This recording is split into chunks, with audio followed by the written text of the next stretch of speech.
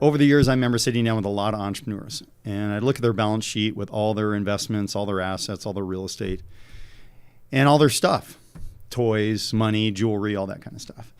And I would ask them, I would say, other than your money and your stuff that we just talked about, what would you like to pass on to your kids and your grandkids?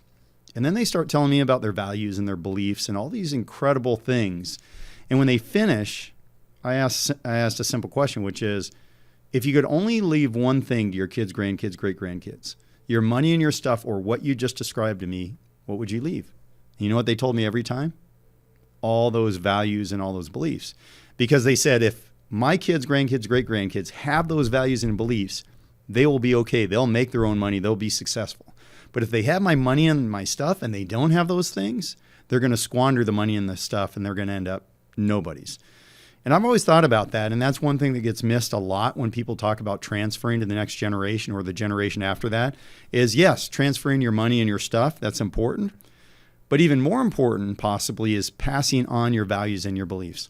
Yeah. The stories are so important. And when you were telling me, when you're saying that story, what it reminds me of is something that we're actually did within my family is we used a product called Memento. And it was on Shark Tank.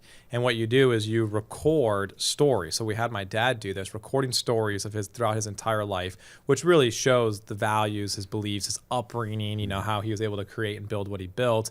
And then what it does is it uses AI to then consolidate that and to create a hard copy book. And so then there's a book that comes with it. And then you have a QR code. You scan the QR code and you get the voice of him actually going through the story. Wow. So the idea is that for future generations, you'll be able to read the stories that are curated by AI based off of the transcripts, but they can always scan the QR code and actually hear the voice. Wow. And so that was a way that it was important for us to memorialize the stories, which I think is very important for us as individuals to understand it as a family unit. You know, where are we from? Who and how was all of this created? You know, and where are we going? Yeah, that's so good. I was just remembering, I have so many stories from my parents, and of course, they grew up very poor in the Great Depression. When they first got married, they were living in the projects in Cleveland, so very poor. They would talk about how when it rained, the rats would come up from the basement. You know, it's like really poor. And my mom said one thing that they did was they would take a few dollars and they would put it away in a drawer somewhere. And when things got really bad, life was really tough, they'd take that few dollars and they'd go get a slice of pizza and a beer. And that was their, we're going to be okay type thing. And as I think about stories like that, it makes me realize, like, wow, how fortunate I am in my life that I don't have to save a few dollars so I can go get a slice of pizza and a beer.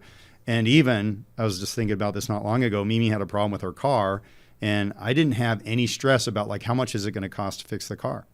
And I remember when I was a teacher, if I heard a funny sound in the car, I'd immediately have this anxiety and this panic, like, what if this costs more than $1,000? Where am I going to get the money? And those are the kind of stories that can teach kids and grandkids the meaning of a dollar, or that value of being appreciative and grateful for what you have. Yeah, it puts it all into perspective. And it's sometimes good to be reminded of that and how far we've come and our families have come.